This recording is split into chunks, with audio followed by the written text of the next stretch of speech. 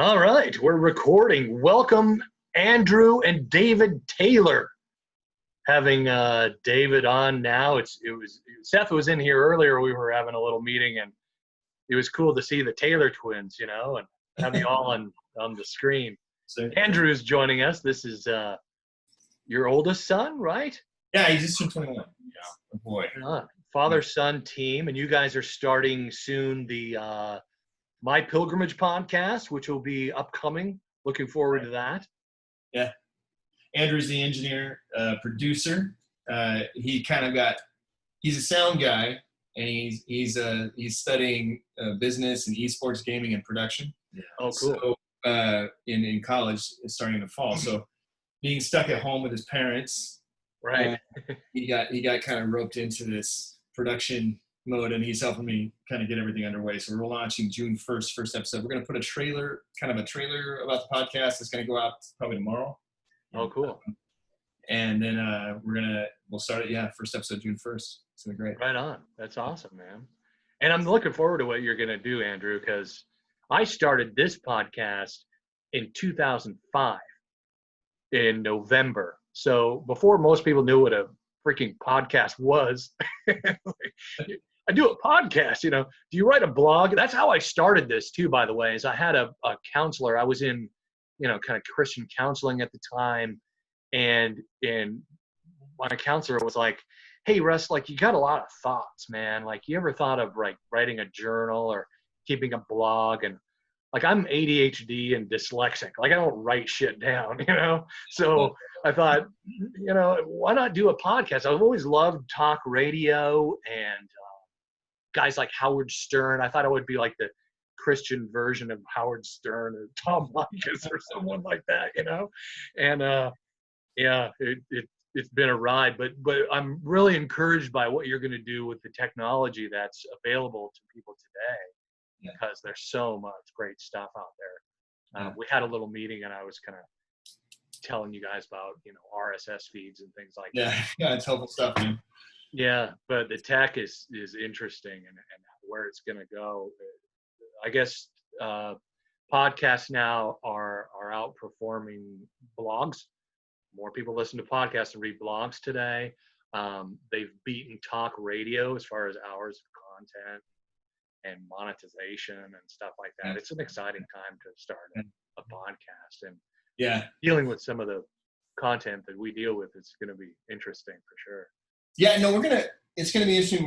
Because we're going to start by going back to the beginning of the book that Seth and I wrote, My Feels Like Redemption, and we're going to go back. We're going to actually take a lot of the video content that we created as a part of the My Pilgrimage program. We're going to put the first podcast episodes are essentially going to be wrapped around those videos. So we'll start out with doing an introduction to the video. We'll talk a little bit about kind of what that was going to be about, and then we'll have it we'll have the video, and for the audio version of the podcast, we'll script the audio and put it in, and then we'll have a kind of a discussion at the end with either Seth and I or people that have read the book and gone through some of that stuff, and just and around some of the topics. And once we've kind of moved through a lot of the video content, then we're just going to keep going. We're going to keep exploring, and we're going to be talking to people all over the world, all over the religious spectrum, all over in terms of approach to not just concepts around sexuality and pornography and addiction, but just deeper, further beyond. Because one of the things that we've really discovered is, and this is a big part of Seth's work, excuse me about that, is that the fixation that we have about pornography, especially in the Christian church, right? There's this fixation around it. It becomes the focus of dealing in addiction and some of that. It becomes the enemy for a lot of people. It's the bad thing. Yeah. One of the first things the thing we need to fight, right? I used to use those analogies early on. Some of that kind of fighting language. I got to get my shield on, and got a sword, and I'm gonna beat porn like it's some kind of fucking dragon or something. Right. Well, the biblical narrative of warfare is so dominant in those ancient cultures, especially in the Old Testament, that it was a natural way to go. And if you're a church and you're a church leader and you're trying to come up and wrap a theology around dealing with, when 8 out of 10 guys in your church are addicted to porn, then you're going to start with a war narrative, right? That was the very first major book that came out inside the church. Remember, it was Every Man's Battle. Every Man's Yeah. Battle. Yeah, I mean, it was, and that book messed me up, bro. But when our pastor stood in front of the church and he held that up, I mean, it was like we're the biggest church in Alaska at the time when I was living there, and he stood up. He said, "Every man in the church needs to buy this book." Every man in the church bought that book. And I at the time, having so much shame and guilt and stuff like that, I actually asked Maria to buy it. My wife, I was like, "Can you go? I don't want to go over to the bookstore area of the lobby." They had a bookstore in I'll the have that actual book. church, and that's why they told you to buy the book. Right. They sold a lot of copies of They that book. sold a lot. And that copy, I think that book ended up selling like 2.5 million copies or something like that in the first couple of years it was out. Yeah. Yeah. And then And the pastor himself is more than likely dealing with it. I think that's a big part of this conversation too, is that there seems to be, especially in Christian circles and maybe in, colleges and in education as well, there's this kind of, let's put forth the information. Like, I don't want to be vulnerable and actually talk about the fact that I struggle with this, but I'll do a sermon on it. I'll write a book about it. I'll plug this guy's book about it. yeah, so that's the way to go. Yeah. We had I think that most of the guys that Seth and I have met over the years doing retreats or things like that around my pilgrimage stuff, most of them were in some form or another in the ministry. They were pastors, youth pastors, deacons in their church. They were in those spaces, and they were dealing with like exponential amounts of shame around their own, addiction to pornography. I mean, for me, it was a big deal because I had, and this was part of what drove me in. I had 3 boys at the time. I still do have 3 boys. They're all alive still. But being a father to 3 sons and stuff, and having to work through all of that, and that's part of what pushed me to the bottom. Was that like I'm a horrible father, I'm a horrible Christian, I'm a horrible husband, I'm just Well, if you put on top of that, you have an entire church that you're responsible for. Like, Right. Yeah. that's true. intense. Yeah, and the guys so intense.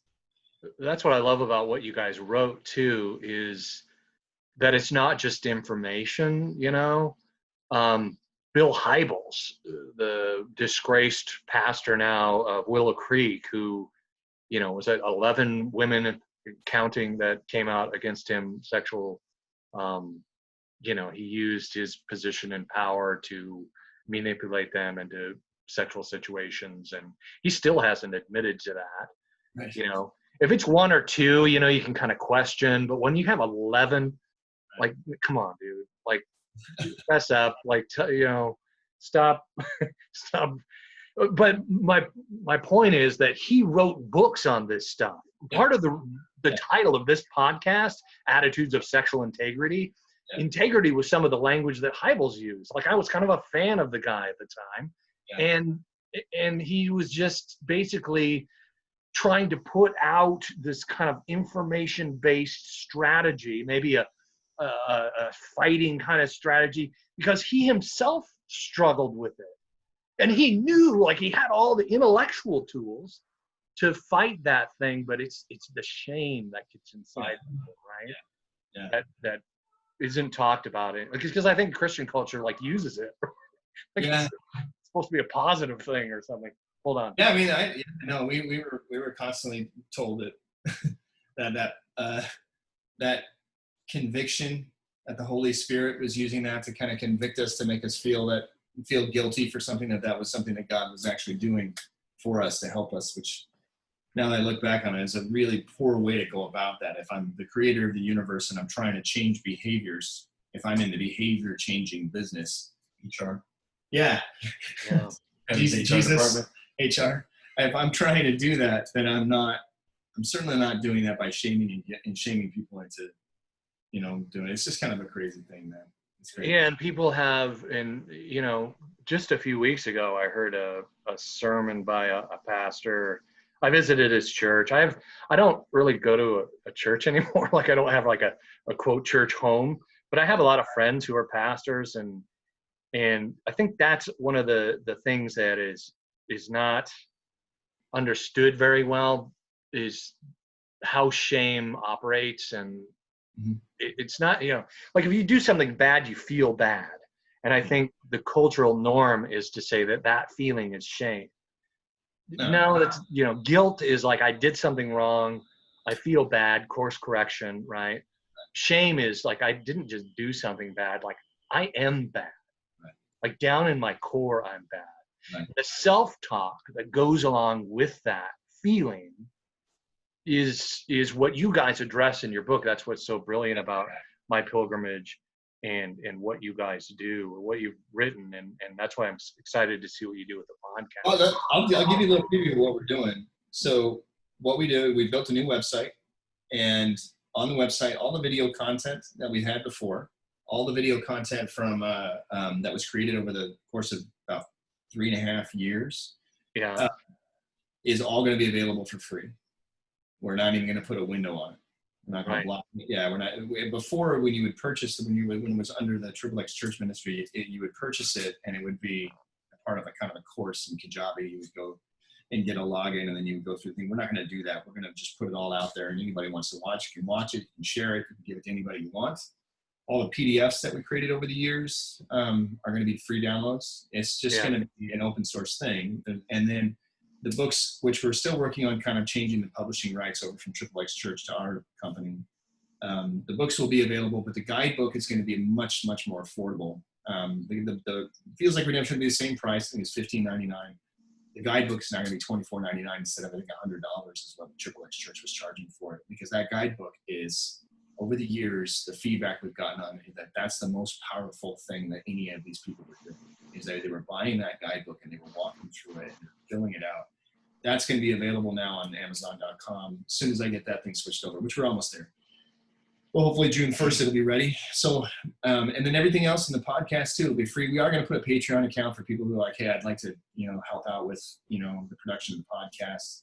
Maybe get this guy some food money in college, because I think I'm going to make him still do it. First step is buying an actual piece of software. Right. Yeah, we got to buy some software. Yeah. So we're Jimmy rigging a lot of this stuff right now, and he's doing a great job kind of adapting it. But so we're going to get people to support the podcast, and people can buy the books and stuff like that. But for the most part, we're giving this stuff away, because I think in general, our intention along the way was always that we wanted to make it available, and not just to Christian audiences. I think that this approach of understanding the Spirit, understanding healing, understanding it's not a religious concept. I think it's actually part of our identity as human beings, is that we're not just this physical body, that there's this entire energetic body that helps us work through this kind of stuff. So we're gonna be talking a lot about that in the podcast and just trying to help guys through it. So we're excited, man. We're really excited. It's gonna be great. Yeah, I feel you with it. The definition of spirit is something that I've been working through lately in the show. I did an episode a couple episodes ago called Knights in Shining Armor, right? Mm-hmm. Now this is a term, that's used in culture to describe maybe the savior kind of complex, but there's so much language that you're right. Like we automatically go to religion, and I have friends who going up through recovery and been in 12-step or something like that, like higher power, like I don't like the religion around it. The word spirit, there's a couple of cool different definitions. Spirit in philosophy is something Peter Rollins kind of unpacked. The word spirit is simply the value that's put on something that you can't necessarily trade, right? It doesn't have, it's kind of like those old MasterCard commercials, they explain, a son going to the baseball game, but that time spent is priceless. Yeah. And it's the priceless things that, philosophy would call spirit, right? The things that you can't put a price tag on it. You can't eat it. You can't have sex with it. Right? That's spirit. And then on the religious side, to use religion, is breath, right? Like that's the oldest definition of spirit, is to breathe life into something. Or if something is breathing, it still has spirit. It's still alive. Like it's a kind of intellectual building of what is something that's alive. Right. So yeah, and I would say that from a religious standpoint, I wouldn't even put that in religion. I would say that religion has definitely been the machine that we have invented to try and understand it and put words to it. Yeah. there's even a scientific kind of platform for that now. And I think that a lot of what you see in quantum theory and around like Bell's theorem and these things of trying to understand the kind of subatomic unity of all things and stuff like that, there's a lot of different kind of venues that are trying to understand, why are we alive? Why does this meat puppet that I carry around have breath and consciousness and awareness? You know, why? I think that, and so like by defining some of that, and I'll go back to like my friend Floyd, who kind of started this whole thing for me and led me down the early parts of this path of healing. And he would always say, you know, you're a Christian, right? And I said, yeah. He goes, don't you Christians understand? You talk about spirit all the time. And I'd say, well, yeah, we do. And he said, he goes, you don't understand spirit at all. Like you don't understand it at all. You don't know how to use it. You don't know where it is. You don't know what it does. And I was like, no, you're right. I don't. You know, I talk about it as a head concept, and I think it's a religious idea because we have it all over in the Bible, but we don't necessarily understand it as a practical reality. Just like my fingernails are a practical part of my daily life, and I have to take care of them, you know, or else they get long and ugly. These are practical realities. That spirit can be something that's that real. It's just, it happens to be invisible.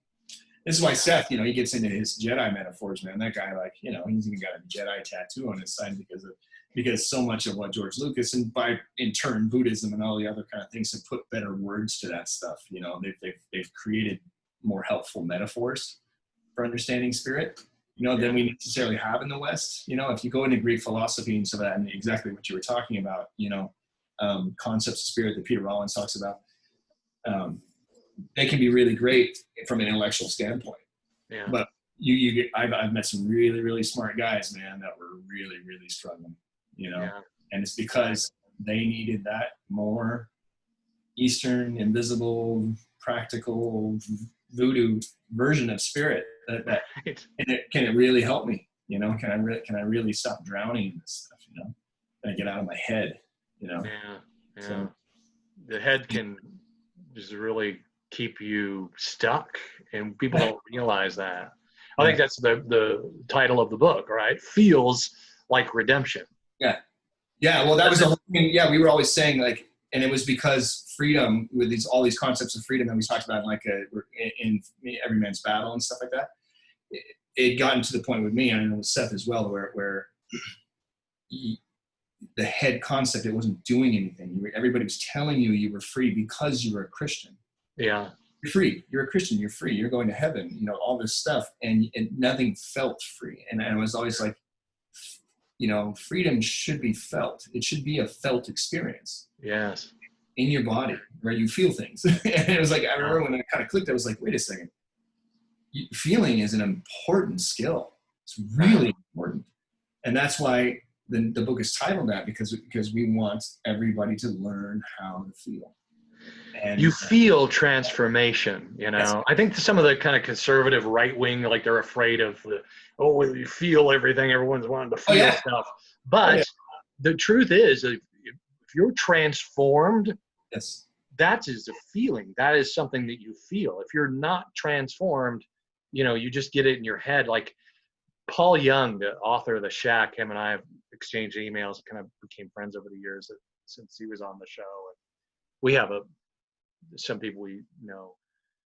But he really helped unpack this for me, that what the religious tradition that most Christians grow up in, we have this idea of what I call acquittal Jesus, right? Mm-hmm. Like a Jesus gave us an acquittal, you know, and God the Father over here, he's really mad at sin, and you're a sinner, and he hates you. But Jesus, he's the good guy. He shows up, and it's this dichotomy. It's like this Janus-faced, two-faced sort of God that we've been, you know, formed for us.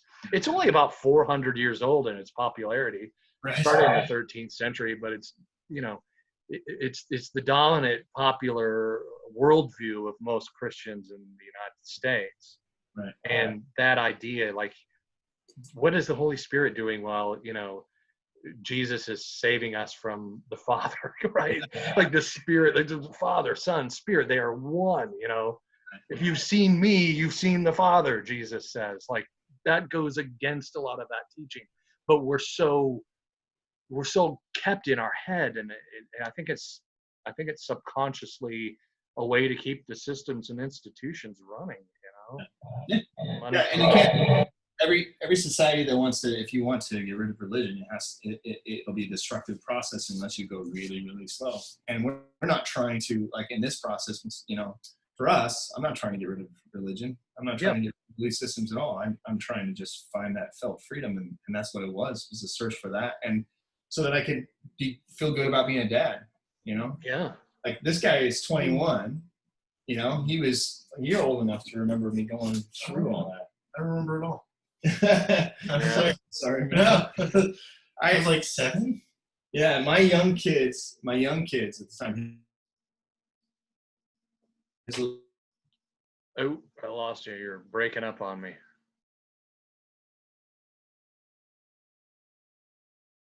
You still there? Oh man. I don't remember that. They, you know, Are you back? Hold on. Now I can see you now. I missed you guys. Wait. oh, sorry. It started for a while. Yeah, it stopped for a while. You're back now, though. So Okay. back up.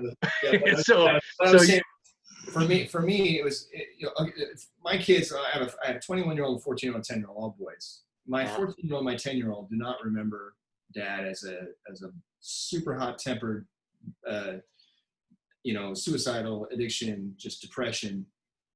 That he does. You know, that is a good chunk of his, especially his young childhood, but you know, his first 10 years of life especially. And but my other kids, they don't have that same kind of recollection. But he also went to church a ton, and those kids have never been to church. Like they don't even know really. Like they'll ask me once in a while, what's the thing? What do you do? What's a church for? I'll go, I don't know. If you guys have friends, you guys want to go to church, you can go to church. You know what I mean? Yeah. You know, but. So him and I have had much deeper conversations about this kind of thing, you know, whereas my kids are asking really basic conversations, they don't have that, they don't have those same kind of wounds, I guess, you know. So, right. Yeah. It's been interesting to have this kind of guy be my mirror a little bit as we've started to talk about some of those deeper things and through that. So I feel you, man. And my kids went through that too. Both my kids. My daughter, you know, she was older, and I confessed, you know, to infidelities and going to church at the time after confessing all that. But yeah, being suicidal. That's where I go with church too, is like I respect pastors and people who do what they do, because I didn't have, you know, mental health insurance.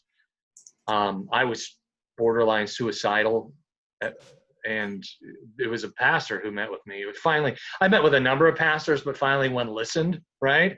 It's just, you didn't, you know, have a bunch of solutions and here, go read your Bible and all that stuff, you know, that had answers. He just, you know, he was empathetic, and he said, I'm sorry. And that sucks, you know, and so it was those guys who really helped me get on the road to giving a crap about myself, and even thinking that their freedom was possible, right? Sure. Well, listen, man, Russ, I gotta wrap it up because I do have another meeting that I gotta get to. Okay. Is that okay? Yeah, man. How much time do you have? A few more minutes? I got 12 minutes. 12 minutes. Okay. I'm going to set up the question. So here's a question. We'll land the plane with this. Got a conversation with a listener recently about deconstructing, you know, and when you get to this place where you start to shed those, you know, every man's battle kind of ways of thinking about sexuality, and start to understand grace, start to understand that we're kids, right? This guy's, you know, hey, I don't yell at my 3-year-old for falling down, you know, and send him off to some hell because of that, right? Like I love my kids. nurturing my kids and pulling them along. When that deconstruction happens, I guess his fear was, well, am I going to just not care about porn? What would you say to that? What would you say to someone who's, well, why is porn a big deal? Isn't it just a religious thing? A guilt thing, right? Or a shame thing, right? Right. So it's interesting because for me, the addiction to pornography went away quite quickly. But it's not that I never looked at porn ever again.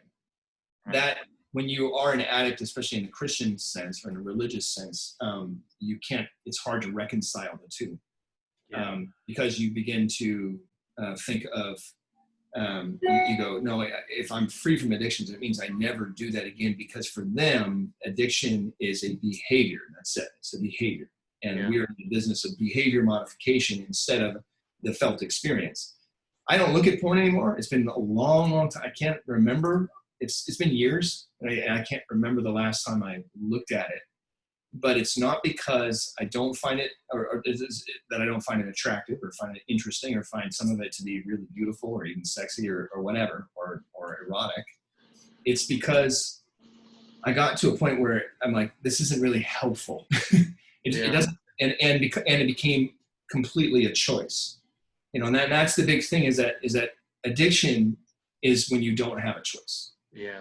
And people like to say it's a choice, and Christians especially, I heard this over and over again in church counseling and different things like that. It's a choice. It's a choice. It's a choice. And I'm like, no, if it was a choice, then I would have the right and the freedom and the feeling, the ability, the power in my body. I'd have the power to say no to it. But I didn't. And that's why I couldn't stop. Yeah. And so once it became a choice, then I think I'd say for a couple of years, because it happened pretty quick for me when I started to heal, a couple of years, sometimes I chose it. But I knew it, I was consciously saying, that is me medicating, using this as medicine to deal with the stress that I'm feeling or the pain that I'm feeling or something I'm feeling instead of dealing with the pain. And that means that if I medicate it today, that means it's still going to be there tomorrow. And the whole model of it had completely shifted from one of behavior modification to one of healing and not healing. There's a choice to heal or not heal. Do you want to do this work to heal, or do you don't want to not heal? And the cool thing is that I saw the benefit, the actual practical benefit of healing. It's like when you first start eating healthy, and it just takes a little bit, and all of a sudden you start losing weight and you start feeling better and you start feeling clean. And then you go have that fast food burger after 2 months of eating clean or whatever, and you just feel like shit. Yeah. You know what I mean? And you're going, oh. Well, that day, all of a sudden it becomes, you really see the choice, and you go, oh. And it just reminds you of the thing. So I remember going back to pornography a few times and going, that's really doesn't help, and it just delays the inevitable. I got to go here. I got to heal. I got to work through this part and become better. And then I started seeing that benefit of my marriage starting to be great, and even my love life with my wife being, my sex life becoming better. And I started seeing myself becoming a better father and becoming less temperamental and not being such an asshole. And I saw my business got better.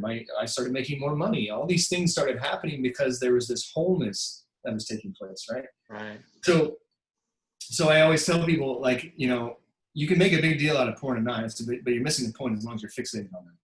If you're fixated on that as a religious thing and not a religious thing, and you want to look at porn, go and do it. But do ask the question, is it beneficial? Does it help you get to the goal? And if you don't have a vision for what it is you want to be or what you want to do, like I had very distinct visions. I wanted to be a good husband. I wanted to be a good father in the classical sense, where my kids liked me and wanted to be around me more. And I wanted my wife to really like me a lot and want to make love to me. I wanted my business to make money and be successful. And I wanted my clients to find that better. And I wanted to wake up every day and feel good. Just feel good. Wake up and I feel great. Those were simple goals, but they were distinct goals. And if you don't have that, if you don't have a vision for what you want, then you can't really say, this is helping me achieve that or not. You know what I mean? So you do start there. You go, what is that I want? What do I want?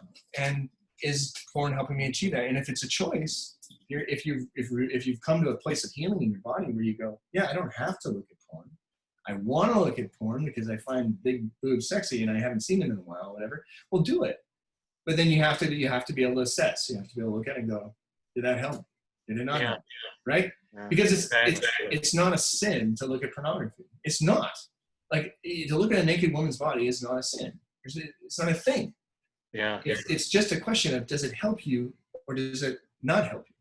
And Yeah. so the model and the paradigm that I always, even with my son, when him and I are having conversations about girls and we're having conversations about school and women and whatever else, is going on, it's a question of, does it help you get to where you want to be?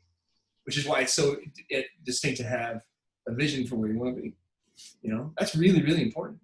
Yeah. And and it's not a kind of like, that's the thing that drives me. That's not what drives me. I think that what drives me is just life. I have this light inside of me that kind of gets me up in the morning.